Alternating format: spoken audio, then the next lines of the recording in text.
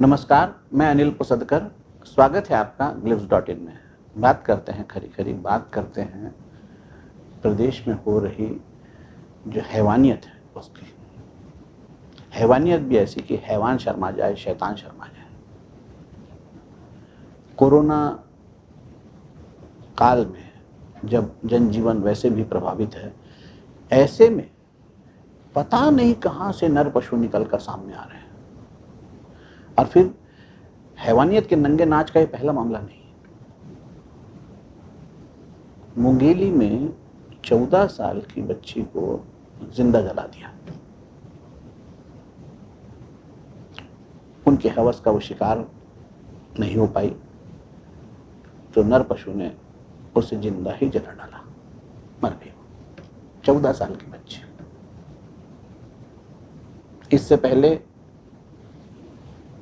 बेमेतरा में ऐसे हुआ, सामूहिक जो है कुकर्म की कोशिश हुई, असफल रहे, मट्टी तेल डाला, जला दिया। ये एक नई प्रवृत्ति दिख रही है छत्तीसगढ़ में। कोरबा में एक और मामला हुआ था। फिर कोरबा में एक बच्ची की लाश जो है वो कुएं से निकली। खरोरा में एक बच्ची ने लोक लाज के डर से खुद को ही जला डाला, अग्निस्नान कर लिया। 14 साल की बच्ची थी वो भी। हवस का शिकार उसका अपना रिश्तेदार बनाना चाह रहा था, भागी। क्या कहेगी लोगों से, बस खुद को जला लिया, अग्निस्नान कर लिया। तो कहां से निकल कर आ रही ये नया जो है ये जो नई प्रजाति है, ये अचानक सामने आ गई। शैतानियत ऐसी सवार रहती है कि आप अगर अपने हवस का शिकार बना रहे हो, बनी तो नहीं बनी तो मार डालोगे। मैंने पागलपन की तो सारी पराकाष्ठाएं पार है। अब इनके लिए क्या कहा जा सकता है? फांसी की सजा भी इनके लिए कम होना चाहिए। इनको तो रोज अलग अलग हिस्से में जलाया जाना चाहिए, तब इनको समझ में आएगा कि जिंदा जलने का दर्द क्या होता है।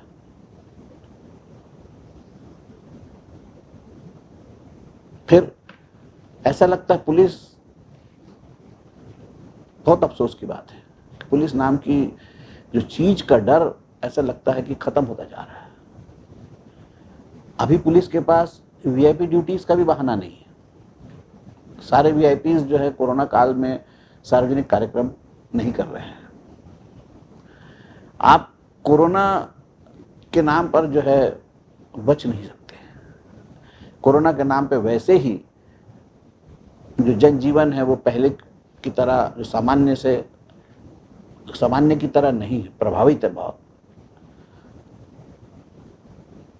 तब अचानक इस तरह की घटनाओं का सामने आना हैरान कर देने वाला है। पुलिस को अपनी भूमिका पर एक बार फिर से विचार करना पड़ेगा। हालांकि भूपेश बघेल बहुत मेहनत कर रहे हैं कि लॉ एंड ऑर्डर मेंटेन हो, इसका तबादला, उसका तबादला, उसका तबादला, इसका तबादला, फेंटे जा रहे हो ताश की गड्डी। लेकिन दुर्भाग्य से जिस पत्ते को अच्छा समझ के निकालते वो जो कर निकल रहा है।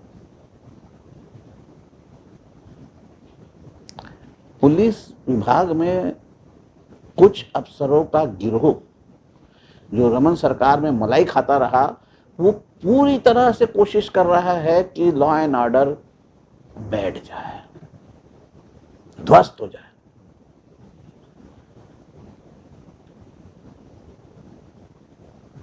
अवस्थी भी उनके निशाने पे, ईमानदार आदमी है। डीजीपी जो है ईमानदार, डीजीपी का ईमानदार होना वो अलग मुसीबत है। ईमानदार है तो सुनता नहीं किसी की। तो जो 15 साल मनमानी किए हैं, मजा लिए हैं, आनंद लिए, ऐश किए हैं, उनको दिक्कत हो रही है। ना डीजीपी सुन रहे हैं, ना मुख्यमंत्री सुन रहे, दोनों एक ही टाइप के। तो क्या करें? तो पुलिस डिपार्टमेंट को निकम्मा साबित कर दो। चोरियां हो रही है, चोरियां। लॉकडाउन में जब लोग घर में, तब भी चोरियां हो रही, जुआ खेल रहे हैं लोग। अरे खेतों में जुआ चल रहा है, यहाँ जुआ चल रहा है, वहां जुआ चल रहा है। जुआ, सट्टा, लॉटरी, ये सब तो चल ही रहा है। बलात्कार होने लग गए, शर्मनाक है। इस पर जो है किसी भी तरह की कोई भी माफी नहीं दी जा सकती अगर लापरवाही होती है तो। जांच में लापरवाही होनी नहीं चाहिए, गिरफ्तारी तत्काल हो रही है, ये बड़ी अच्छी बात है, लेकिन गिरफ्तारी के बाद सबूत जुटाने से लेकर सजा दिलवाने तक ऐसी ही मुस्तैदी होनी चाहिए। ऐसे आरोपियों को तो खैर ये अदालत का मामला है, वो अपने विवेक से सजा देगी, लेकिन ये माफी के लायक कहीं से नहीं है। ऐसी शैतानियत छत्तीसगढ़ की संस्कृति नहीं, ये कहीं बाहर से आई हुई संस्कृति है, बाहर से जो लोग लौटे हैं हो सकता है वो ले आए हो, लेकिन ये छत्तीसगढ़ की संस्कृति तो नहीं है। उम्मीद है कि पुलिस जागेगी, अपना खौफ, अपनी प्रतिष्ठा, पुलिस की जो प्रतिष्ठा है उसकी प्रतिष्ठा यानी उसका खौफ अपराधियों में, आम आदमी में नहीं। अभी तो पुलिस का खौफ आम आदमियों में, मैं थाने गया, मैंने लूटा, वो जाना ही नहीं चाहता था। आम आदमी में नहीं, अपराधियों में खौफ होना चाहिए। और अपराधियों में जब तक खौफ नहीं होगा, अपराध पे नियंत्रण नहीं होगा, और अपराध पे नियंत्रण पाना है तो आपको अपराधियों को ठीक करना ही पड़ेगा।